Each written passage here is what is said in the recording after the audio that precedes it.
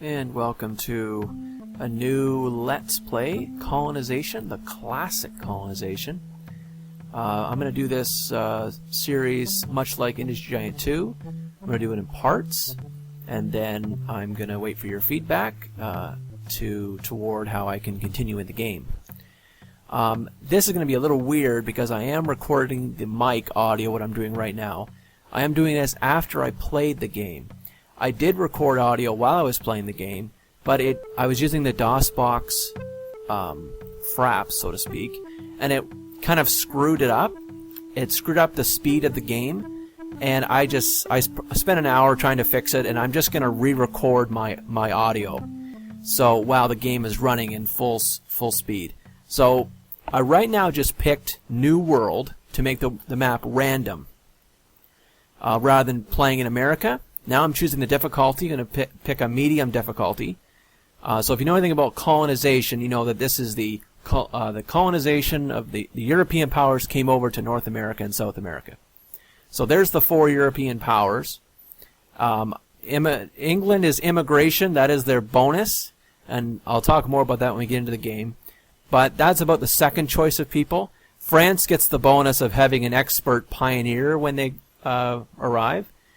Spain gets the expert soldier, but the Dutch, which is the orange one, which I'm going to end up picking, it starts with a really good boat, and also there's some trade benefits.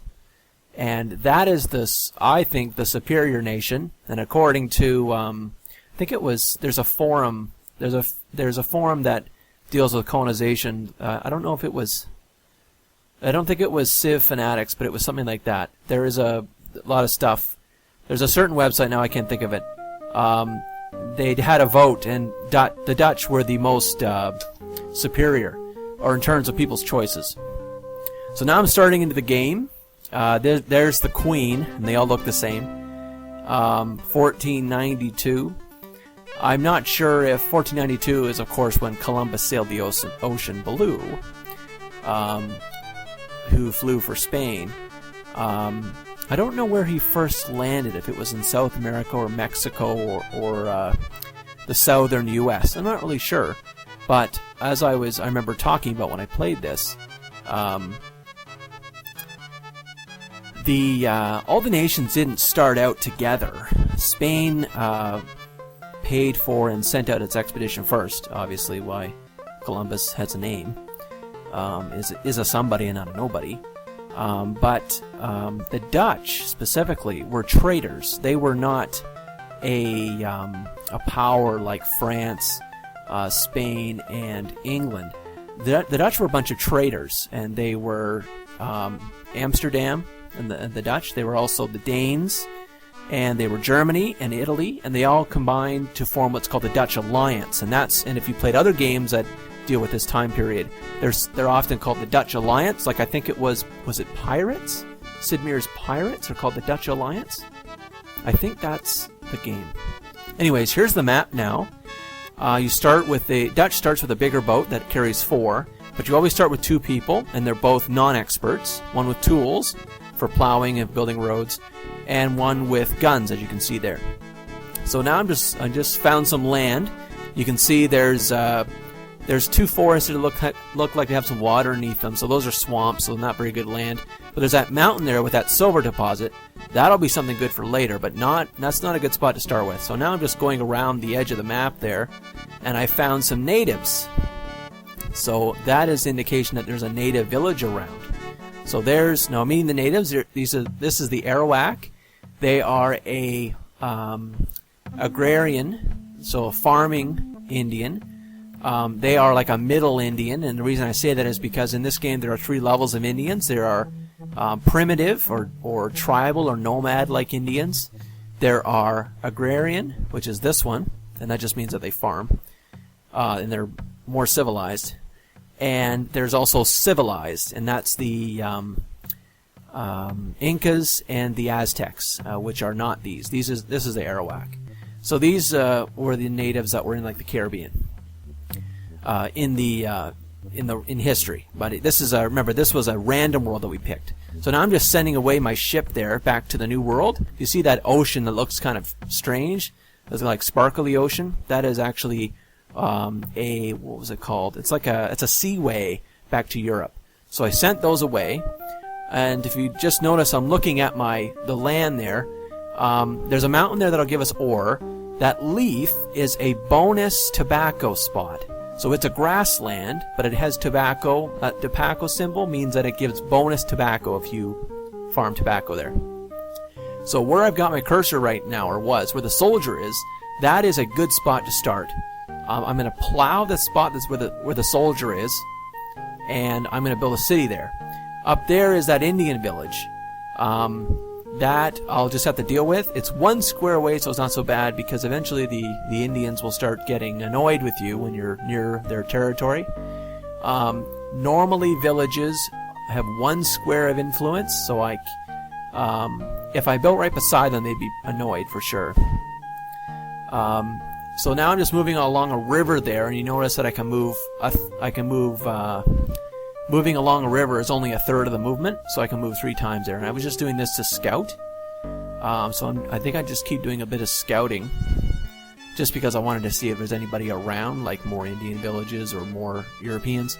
Here's Europe, so this is Amsterdam because I am Dutch. All the bottom there is all the commodities in the game, so I'll just read them off. There's food, there's sugar cane, there's tobacco. That is for recruiting people. I don't have any money. I just start with 0 gold, so I can't recruit anybody right now. So there's tobacco, cotton, furs, lumber, ore, silver, horses. I guess I'll wait for the cursor. There's rum, there's cigars, cloth, coats, trade goods, that's for Indians, and tools and guns. So remember, as I said, there's my boat with 4 squares. Normally you only start with a carabao, which is 2. And I think, I sent the boat here because at the very beginning of the game, about 10 turns in, you get a free colonist, or you get a free extra guy because of religious immigration. And so I'm just leaving the boat there waiting for that to come about, which will be soon. So now I'm just moving the guys around a bit more. Remember that both are non-experts, so eventually I'll want to train them. I'm just looking for... There's another native village, for example. So there's the religious unrest that causes emigration from Europe. So now I've got that guy. That little S beside him means that he'll be boarding the ship, but I could tell him not to board the ship, as I just did. But there, now I've got him boarding the ship, and so I'm going to be sending him to Europe. So that's good. That's pretty much what you'd always do to start this game out. You want to grab that colonist as soon as possible so you can get him into Europe. So now I've started that plowing at the top there, the colonist. You got a P there, so he's going to plow that forest. And that yellow circle thing beside my soldier there, that is what's called a lost city rumor. And so I'll be getting that later. That will give treasure, or sometimes it does something bad. But I'll be later getting that with a scout, and then it'll actually be worthwhile. The worst person to get city rumors like that are lost city rumors. Are soldiers. They give you the highest chance of getting something bad. And something bad might be like pissing off the Indians, then they attack you, or losing the guy. He just disappears. So anyways, I'll be leaving that alone. So there's my boat back, and I've just dumped the lumberjack down again. So he'll start that city for me. And I think I eventually just go back to bring the soldier back, because I've done enough scouting around. There's nobody around. I was looking for other Europeans or other native villages, and so I got the 2 there, so that's fine. But eventually I'll be bringing that soldier back, so he's useful. Actually, that's not what happens, but I don't want to give anything away. So, okay, so what do I do with the boat? I think I just do some more scouting with the boat, because there's nothing really to do, because I don't have anything to send back to Europe right now, because I don't even have any commodities to sell yet. Don't even have a village yet. So, as soon as I get that lumberjack going, then I can build that city and start things up. So, I don't know what I'm not sure what of what I was talking about right now in the game. Oh, there we go. So I was doing some scouting, and look, I found Spain. So they're yellow. And I don't know if it's historically accurate, but maybe their first city was Isabella in the New World, but I don't know that. I know the first British town is Jamestown. The first French town was Quebec. So I don't know what the first Dutch town is because I'm usually Dutch. So I don't know what their first town is. But anyways, so here's the town. Notice all the commodities at the bottom again. That's for storage. Over there on the right side is what's around my city, and each of those squares can be farmed or mined or whatever. Resources can be extracted from them. So the town itself gets free resources depending on what square it's on. So right now it's on a forest, so that's why it gets crappy stuff. There's a lumberjack. He was originally getting tobacco because the computer thought that was a great idea, but I put him over to wood because I need that. Then there's the rest of the buildings there, and I'll get into those later in the game. Those are all the buildings the town starts with. Okay, so we've already got the nice Indians trading with us. They dropped off 8 coats. There's some of the Spain's activity. Okay, here's a part of the game which I haven't talked about yet. So, as you know from the American Revolution, there is a Continental Congress, which was the Congress that formed the American government when they had a war with England and broke off from England. So, in the game, you can get congressmen, and each of them give you something. Like, Adam Smith lets you build bigger factories. Henry Hudson doubles fur production. Paul Revere is crappy. If you don't have anybody defending your city, then a colonist randomly picks up muskets. It's kind of dumb. Pocahontas reduces Indian aggression, and William Brewster reduces, doesn't let criminals or indentured servants appear on the docks in Europe. So anyways, I picked Pocahontas because I thought that was a little bit better at this beginning stage, because I'm near Indians, right? So now with this part of the game, I was thinking, okay, I'm going to go nail the Spanish right at the beginning here. So I'm taking my soldier up there because I'm going to send him over and then attack that village. So that's what I'm doing with that. And I noticed also when I plowed that under my city, I got a second major tobacco. If you see on the far right side there, well, okay, I think it'll go back out. There we go. On the far right side there it says Prime Tobacco. Right there, yeah. So I've got 2 of them. So the town itself is going to produce double tobacco for free because the town produces free stuff for you. You don't need a colonist on it. But then I've also got that other square that's got tobacco. So this town is going to be a tobacco town. That's going to be fantastic. So that'll be great when I get that going. Okay, so the soldier should be... I think I move him to the right. And I move my boat around to pick him up. I think I was talking about when I was playing this... if you remember, his soldier went back into the town. And so I didn't know if it was worth going up there because I'd probably get killed. But anyways, I do go up there, but you'll see, I guess. So I think that's what that the pause was there. I think that's what I was talking about in my head, or, well, talking to you guys. So there's another religious unrest, so I've got another guy waiting for me in Europe. An indentured servant. I'll get to that. I actually don't go there for a little while, but, because I'm fooling around with Spain for a bit of time here. So now I've got the soldier on, so I'm going to send him up there and drop him off. So Spain has a hill there with an ore vein, I want to say, but it's like an ore deposit. He gets bonus ore from mining that hill. I don't know why I'm going up there. Why don't you go attack Spain? I don't know why I did that. I thought I just dropped him off. Anyways, I'll probably do next turn. Okay, there. Oh, I know, that's why. I was worried because he had the veteran soldier in there, so I was like, well, forget it. I'm not going to win because my guy isn't a veteran. He's just a regular dude with a gun. But now he moved his troops out. I was thinking, well, now I'm going to get him. Now I'm going to do a hot drop on him there. Down there at the bottom there, by the way, that's a missionary. That yellow guy there, that's a missionary. So here's the king. Well, here's the leader of Spain. I demand tribute. He doesn't give me any money. That's fine. Okay, there's a guy with tools. He can plow, he can build roads.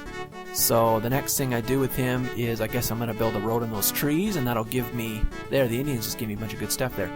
That guy will build a road there, and that will... that'll give me more wood. Roads give more wood and more ore. Okay, so now I'm going to attack Spain. And I lose my gun, so I lost that battle. Notice that Spain's ship up there had a 2 written on it. That means he's got 2 things in storage. So if I had... And later in the game... If I get... Oh, I'm going to get attacked, so he gets nailed there. So he loses his gun. Somehow he lost against my unarmed guy. Anyways, that boat with 2 on it, if later when I get frigates and pirate boats that I can attack other boats with, I could try to take his stuff. I could pirate his boat and try to take his stuff. But I don't have that at the beginning of the game. Okay, so I just saved it because I was worried about the music being sounding weird, but that won't be a problem now that I'm fixing the audio like I'm doing right now. So anyways, I'm bailing that guy out. I'm sending him back to the village because he's gunless, and he's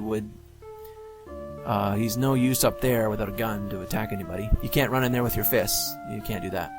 Notice that Indian village to the top left there, yeah, it has a cross on it. The Spanish missionary, that black guy with the cross, he went in there and started a mission, which means it reduces the aggression of the Indians, and also it gives you Indian colonists it's a while, like 50 turns probably. Okay, now I'm filling up my boat to sell stuff to Europe. So notice again, I got a boat with 4, which is a bonus for... That's why Dutch are probably I would argue the superior nation to start with. The other nations get a boat with 2 only, 2 squares. So now I'm going to send that colonist to an Indian village because Indian villages train colonists into there's different skills. So I'm going to try to get something from those Indians. I'm going to see what they have to offer for training. So there's a live among the natives. So they have sugar planter. I remember saying that it's not a very good thing right now. I don't really need sugar planters. I need farmers or fishermen or tobacco planters. So I don't need sugar planters right now, so I do decline that. Indian villages only will train once, and that's it. So if you are Spain and you get trained, if I come along as Dutch, they won't train me because the village has already been used up. Whereas capital cities of the Indians, they will train unlimited times. But I haven't found a capital yet, but I will later on. So now I'm going to take that colonist down there to see what that Indian village has to trade. There, so notice that Spanish boat has a little yellow thing under it, under the other yellow thing. That means that it has troops on it. Okay, so now I'm selling the stuff. Notice there's no taxes. That's being... there's no taxes on that yet, but that will come later. There's an indentured servant. And remember, I want to try to nail that Spanish village, so now I'm going to buy guns, and I'm going to equip that guy with guns too. So I think I load him up with guns, and I think I may even do horses. So I was looking at that, and I was thinking, that's crap. I'm not going to bother with buying or recruiting those crappy people. But I do load up on, I do arm that guy. Those trade goods are for trading with the natives.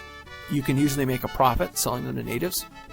But the more civilized the natives, the more money they'll give you for those trade goods. So if you sell trade goods endgame, if you sell trade goods to the Aztecs or Incas, they usually give you like $800. But of course, those trade goods, they will go up in price if you keep buying them, just like everything else. The market system in this game is pretty good. If you dump a product, you keep selling cigars, for example, or silver, you will dump the price pretty quickly. Prices do recover, but it's slow. And if you're Spain, if you're Dutch, then the prices recover even better. So there, I'm going to load up that guy with horses, and then I also buy just 2 because I'm going to put them in the town, and because you can grow your own horses. If you have excess food, you can produce horses in your town. How? Well, they just breed, and you need at least 2 to breed. And the male-female thing doesn't really matter. They don't bother with that in the game. You can't buy male or female horses. It's just you have 2 horses, then they're good to go. Okay, so back into the main world here, the new world. I'm gonna that colonist down there is gonna go and see if he can get trained. So I built that road. Now I'm gonna, I don't know what I do with him. I can't remember now if I make him plow more or if I just get him to. I guess I must make him plow more. I don't know what else I do with him. So, not sure what I do. I guess I should explain this though.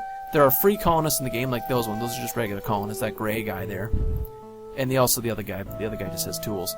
There's also what's called indentured servants. They are less. So there's this Indian village is going to give me an ore miner, which is good, and I accept it. So now I've got an ore miner there. The indentured servants, which was the guy I picked up in Europe, they are less productive than free colonists, and the reason is because this is a historical fact. Many people that came over from Europe were indentured, meaning that they were in debt to someone. They couldn't pay their way to the New World. So they were in debt to someone, and so the logic is that while they're here, they're not as productive. It's because some of their labor is actually being paid to the guy who brought them here. Okay, so I'm just changing some options here, getting rid of India moves and adding end turn, so I can, if I need to, I can do something before the turn ends, because normally it'll just automatically end. There, I'm just putting the stuff back in the town. I'm going to load him up with guns. And the other guy, yeah, I take two of them up there with guns. And he dropped his tools, which is fine. And then I've got them on board ship, although I think it didn't work, but I still pick them up. And I remember I was thinking, should I do that? Or maybe I will trade it. And I kept them on. Yeah. Okay. There's also something even less productive than indentured servants, what's called criminals. But they don't show up for this for part 1 of my series, or this I might split it into 2 because it is in about an hour or 40 minutes or so I might do 20 minutes. Okay, so I got the boat loaded up, and I was gonna haul up all to the city there, but the colonists can only move once a turn, so I'm gonna trade with the Indian village first, because if I trade with an Indian village with a boat, the boat uses up all its turn. Just trading once. So if I went up there to the Spanish town, I wouldn't make it. I wouldn't be able to dump the people anyway, so I figured, well, I'll just go to the Indian village now and trade. So there I'm going to trade the trade goods. They're not giving me much profit. It's about double profit, but that's not that great. I could haggle them, and I do. And so what's that, 215? So I haggle them. They do say excellent trade goods. That's why I thought I could win with the haggle. So now it's 248. So what did I get? Like 30 more bucks. So big deal, but oh well. So that's what they're looking for. Cloth rum and whatever the other thing was. They also will trade back with you, although it's not very good unless you're in good reputation and using a wagon train. So I declined their offer because they wanted to sell me sugar for like $6 each, and that's crap. So I just declined that. Okay, so now I'm going to go up there and unload. You can't do amphibious assault in this. You can't just run off the boat and attack. You gotta... Oh, there's the Apache. So there, if you see that teepee at the very top there, that's the Apache village. They are considered nomads, so they're less civilized than the Arawaks. And what does that mean? That just means that they will... I don't know if they necessarily anger more quickly, but they want more primitive goods than the other tribes. They give you less money. Essentially, it's not so great. Also, the nomads have more villages, and then the agrarians have like a medium amount, and then the more civilized, like whatever, they have even less. Okay, there's I just took the town. That was really easy. Didn't have no